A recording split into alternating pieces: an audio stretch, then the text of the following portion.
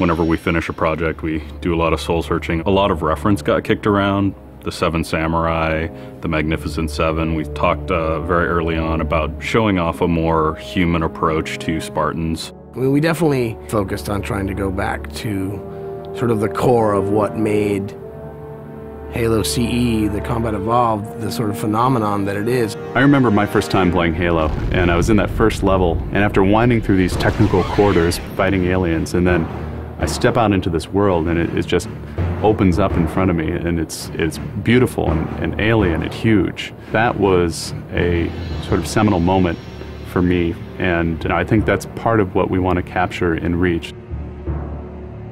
Something that was core to the game at the beginning was that sense of wonder and exploration.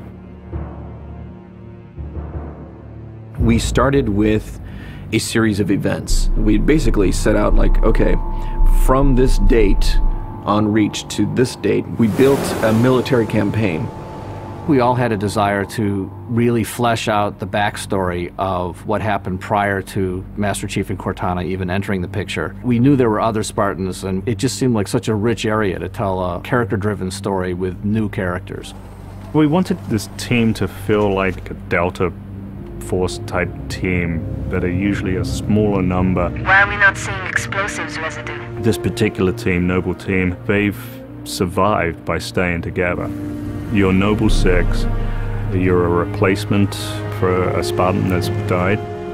You're experiencing this story, boots in the mud.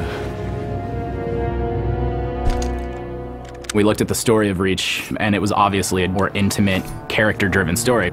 We really needed the attention to real-world detail, trying to make these characters' faces really feel like believable. We started everything over from scratch, came up with a whole new rig for how we animate faces and also how we approach like texturing them, modeling them, everything, and just put a lot more time.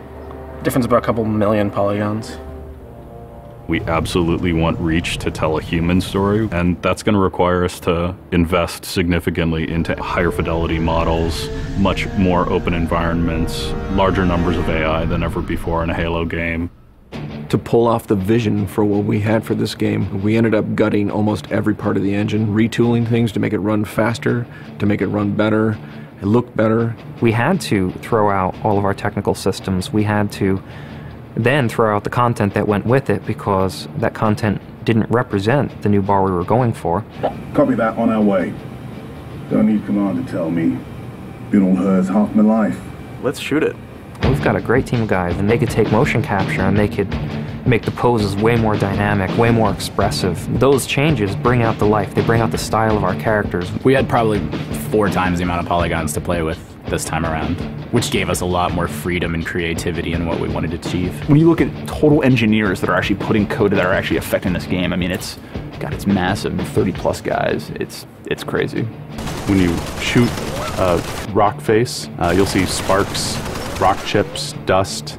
In Halo 3, we had a maximum of 100 colliding particles. In Halo Reach, we have thousands. We've got much more customizable Spartans than we've ever had in the past.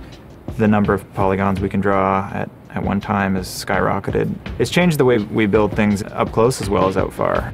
This is where Noble Team arrives, and then you're going to work your way down, all the way down these terraces. Big open environments, epic skyboxes. These are things that are quintessential to Halo.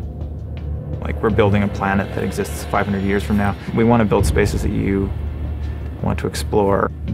We want to put twice as many characters, vehicles, and weapons into that environment. That's going to require massive improvements to the way we handle our artificial intelligence in the game. We now can put so many AI in an encounter that you can put 4 Spartans, the player, 8 Marines against 30-ish Covenant, and that's an actual serious challenge. Bringing the elites back was something that was really a true joy for us because they're such an awesome character to fight. What if the Spartans and the soldiers don't actually understand what the aliens are saying?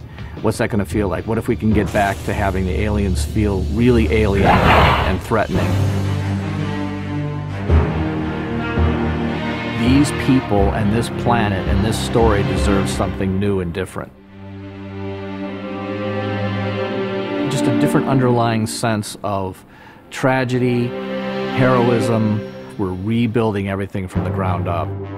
You have to walk this very fine balance. We want to add new things, but we don't want to rough up anybody's baby. I mean, that's the whole thing about the crazy sausage that is Bungie's Halo Reach ODST universe, is that we've sort of developed this gameplay that every person sort of has the different things about it that they like, and I still think that we still struggle to figure out exactly what, you know, like what can we add or remove without pissing off certain people in the population. We looked at the Halo 3 assault rifle, and it really does feel kind of dated. It fit the tech then, but now we have all of these new polygons to play with. We went to a lot of trouble to sort of ground the weapons and the vehicles more in this sort of more real, more gritty world. We refined a lot of the weapons to push them into their particular role, and that role is defined a lot by range and the range of combat that you're going to play. For instance, the DMR, which is this sort of medium to long range suppression marksman rifle.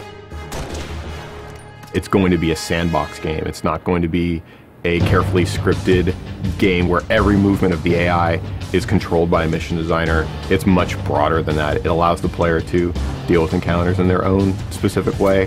There's definitely going to be offhand grenade throwing. There's definitely going to be vehicles. There's definitely going to be a large number of weapons that are incredibly powerful, incredibly accurate, that allow the player to feel like a badass.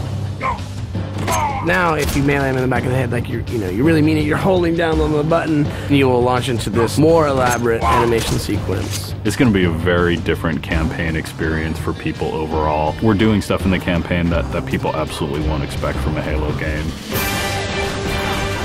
Bigger battles, brand new cast of characters. An incredibly ambitious game. Every neuron in my head is firing with just reach, reach, reach. We knew from the beginning what the end was going to be. This is the definitive Halo made by the people who created Halo.